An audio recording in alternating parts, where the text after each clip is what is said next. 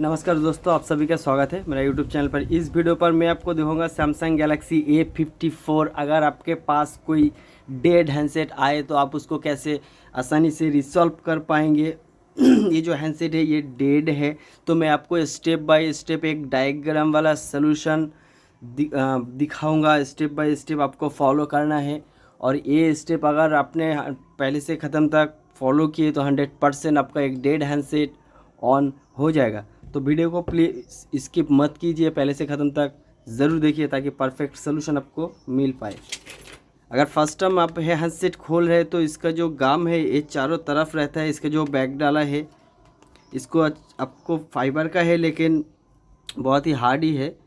आपको साइड से कुछ पहले से ही खुला है, साइड से कुछ चीज़ लेकर आपको रिमूव करना है। देखिए इसका जो गाम है ये चारों तरफ है, तो खोलते वक्त थोड़ा ध्यान से खोले, नहीं तो ये बैक डाला टूट भी सकता है। सारे स्क्रू निकाल लेंगे।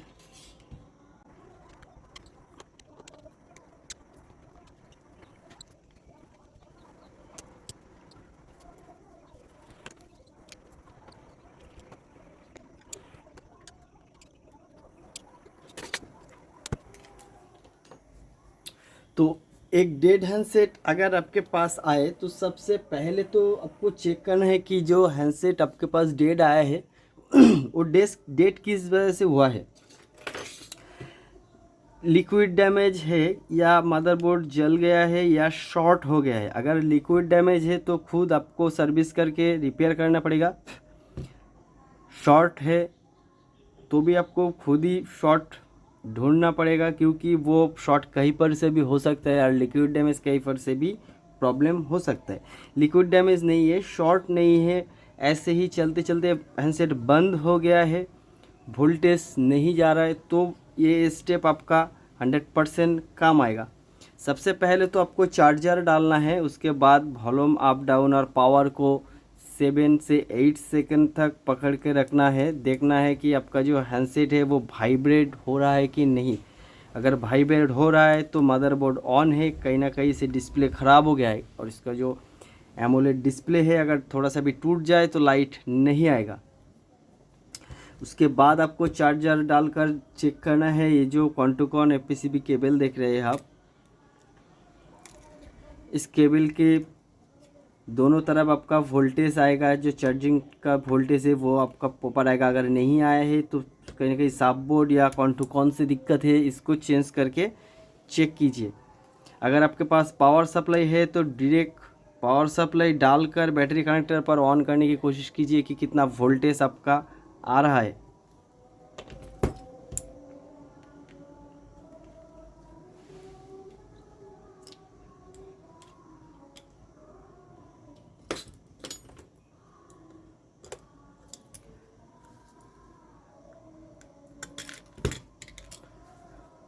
एक चीज़ काम करते वक्त तो सबसे पहले आप ध्यान रखिए कि इसका जो कैमरा है, सारे कैमरा को आप रिमूव करके रखिए। नहीं तो इसकी कैमरा के ऊपर जो लेंस है अगर थोड़ा सा भी धूल आ जाए तो कैमरा ख़राब हो सकता है, और इसका कैमरा बहुत ही ज़्यादा कॉस्टली आता है।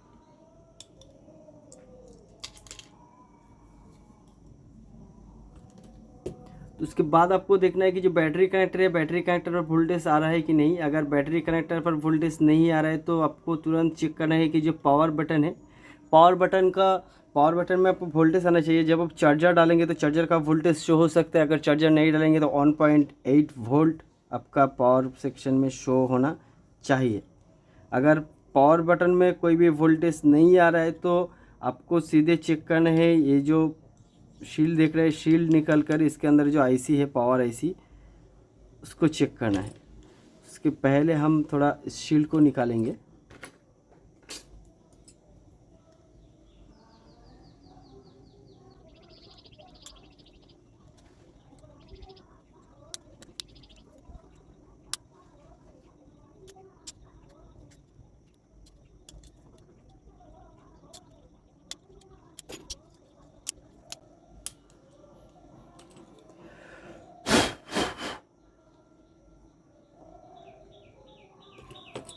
ये जो सेक्शन आप देख रहे हैं ये आपका आएगा auxiliary power IC.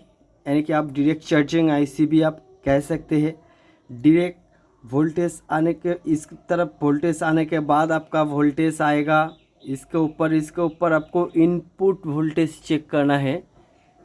Battery connector के बाद डायरेक्ट आपका वोल्टेज आएगा, इस तरफ आपको इनपुट वोल्टेज चेक करना है कि इनपुट वोल्टेज सही तरह आ रहा है कि जो चार्जर है उसके बाद इनपुट वोल्टेज शो हो रहा है कि नहीं। अगर इसका आसपास इनपुट वोल्टेज सही है तो आपको सीधे चेक करना है इस शील्ड के नीचे जो आईसी है, शील्ड को निकाल लेते हैं, उसके बाद हम चेक करेंगे।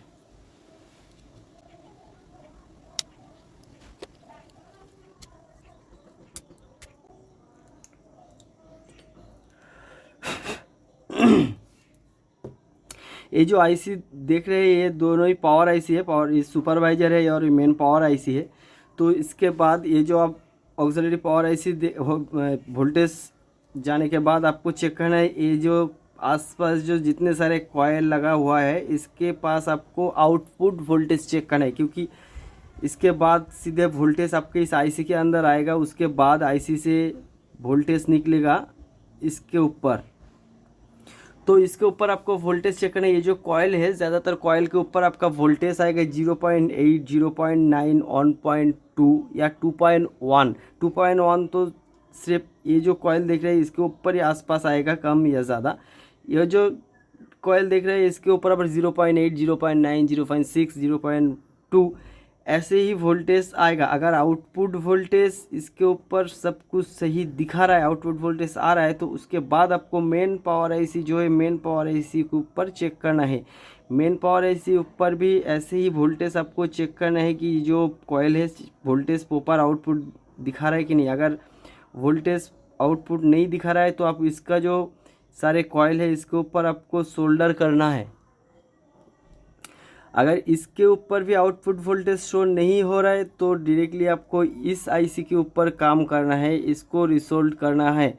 अगर ये आईसी ख़राब रहेगा तो इसके ऊपर भी वोल्टेज नहीं आएगा, इसके ऊपर भी वोल्टेज नहीं आएगा। तो ये आईसी आपको ज़्यादातर चेक करना है। उसके बाद वोल्टेज आपको चेक करना है जो आपके पास अगर पावर सप्लाई हो, बैटरी कनेक्टर पर पावर सप्लाई डालने के बाद अगर 70 या 80, 100 के अंदर अगर रुक रहा है तो 100% आपका ये ऑक्सिलरी पावर आईसी ख़राब है। उसके बाद रिसोल्ट करके तो आप देख सकते हैं। अगर रिसोल्ट करके नहीं हुआ तो आईसी के ऊपर आपको ज़्यादा हीट नहीं डालना है। ये जो चारों तरफ जो आप कॉयल दिख रहा है कॉयल के ऊपर आपको हीट करना है, रिसोल्ट करना है। अगर उसके बाद भी आपका प्रॉब्लम सॉल्व नहीं हो रहा है, सारे वोल्टेज सही दिखा रहा है, हैंडसेट ऑन नहीं हो रहा है, तो आपको तुरंत ये जो क्रिस्टल आप देख रहे हैं इस क्रिस्टल को आपको रिसोल्ट करना है। 27 मेगाहर्ट्ज़ का क्रिस्टल है ये, इस क्रिस्टल को आपको रिसोल्ट करना है। रिसोल्ट करने से तो 90% प्रॉब्लम सॉल्व हो जाता है। तो अगर लिक्विड डैमेज नहीं है, मदरबोर्ड कोई भी डैमेज नहीं है, बिल्कुल वोल्टेज ब्रेक होने की वजह से हैंडसेट ऑन नहीं हो रहा है, तो स्टेप बाय स्टेप अगर आप एक कंपनी वाला डायग्राम फॉलो करेंगे तो यही स्टेप आपको मिलेगा। तो ऐसे ही स्टेप बाय स्टेप आप फॉलो कीजिए, आपका 100% ये जो हैंडसेट है प्रॉब्लम सॉल्व हो जाएगा। ये जो हैंडसेट पास आया था ये डेड हैंडसेट था, लेकिन इसका जो नेटवर्क सेक्शन है, नेटवर्क सेक्शन शॉर्ट होने के थोड़ा लिक्विड डैमेज की वजह से, शॉर्ट होने की वजह से हैंडसेट डेड हो गया है। तो इससे तो भी और अलग सा वीडियो है, लेकिन परफेक्ट एक डायरेक्ट सोल्यूशन आपको चाहिए था, एक कमेंट आया था, तो इसके ऊपर ही मैंने स्टेप बाय स्टेप समझा दिया हूँ। अब डेट आए तो आप उसको स्टेप बाय स्टेप फॉलो करना है।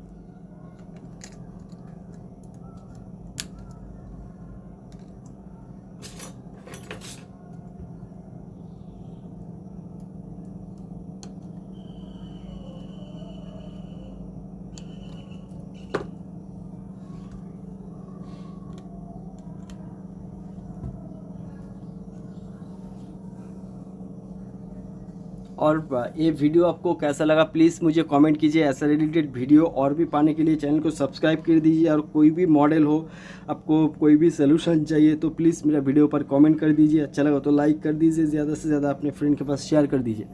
ताकि ये सलूशन सबको मिल पाए। वीडियो को पहले से खत्म तक देखने के लिए बहुत बहुत शुक्रिया, धन्यवाद।